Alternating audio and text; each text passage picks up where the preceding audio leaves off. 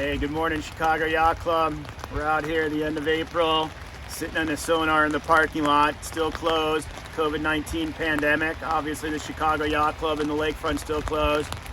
But we have a Thursday night virtual chalk talk coming, and we wanted to go over some differences between our fleet of Sonars and our fleet of Tom 28. So later on today, we are going to make our way out to the warehouse and also give you a virtual video tour of a Tom 28. So first, here we are. We are on a Sonar.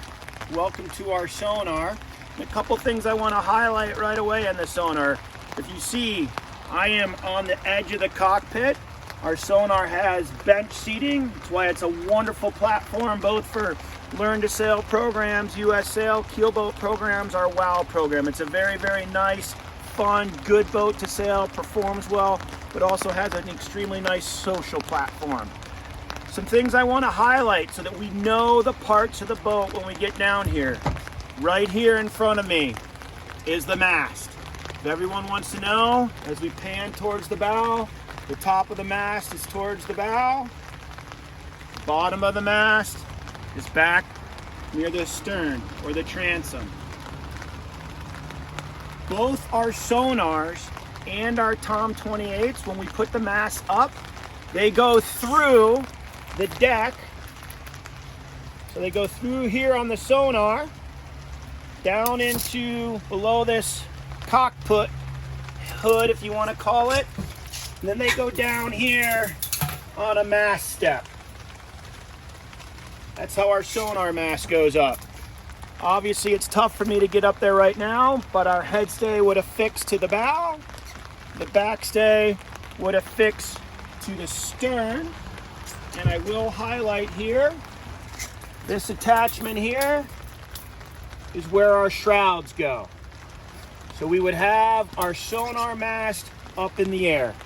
Once we get the Sonar mast up, yes, we do have to rig the boom, get the boom affixed to the gooseneck.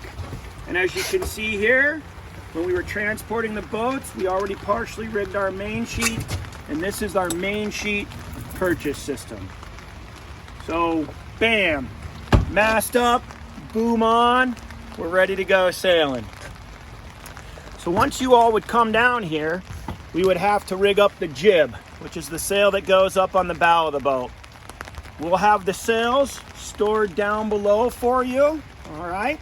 They'll be rolled up in their bag, and in the port side settee for all of our programming will be our Spinnaker Sheets, tweaker lines, jib sheet will always live in the port side settee. So when you're done at the end of the day and you unrig, please remember to coil them up and put them back in the port side settee. Your jib. Jib sheet. When we get to the warehouse, we'll actually rig up a 2-to-1 out there where it's a little drier. But here are the jib controls for our Sonar. And our jib sheet as well is 2-to-1. So the jib sheet gets tied off on here, goes through the clew of our jib, back through this block, through a ratchet, and into the cleat. A couple other parts of the boat we want you to know. This system here, this eye and cleat, is both on the port and starboard side. That's for our Spinnaker tweaker lines. All of our control lines in the Sonar are contained right here. A couple of examples you'll see: jib halyard, topping lift, boom bang. The other ones unfortunately are under the pad right now, but all of your control lines are right here. One of the big differences between the Sonar and the Tom 28 is when we get to the point where we're flying our Spinnaker, you're going to want good, young, nimble, fun bow people on the Sonar, because they have to get up here to jibe the Spinnaker pole. We'll show you that difference in how the layout between the Sonar and the Tom 28. There again, our mast would be here. So if you can think about it, we're getting up here in this space to jibe our Spinnaker pole. All right, we're now going to kind of move aft in the cockpit and go over some other control lines. This block and cleat This is where our Spinnaker sheets are led into the cockpit.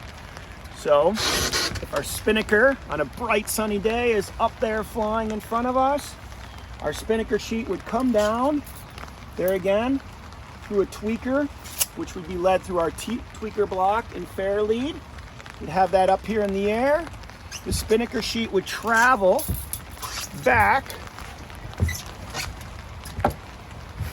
to this block here, and it would get led through our ratchet turning block into the cockpit and cleated. That's the same both on the left side of the boat, which is our port side, and the right side of the boat, which is our starboard side. Moving aft a little bit.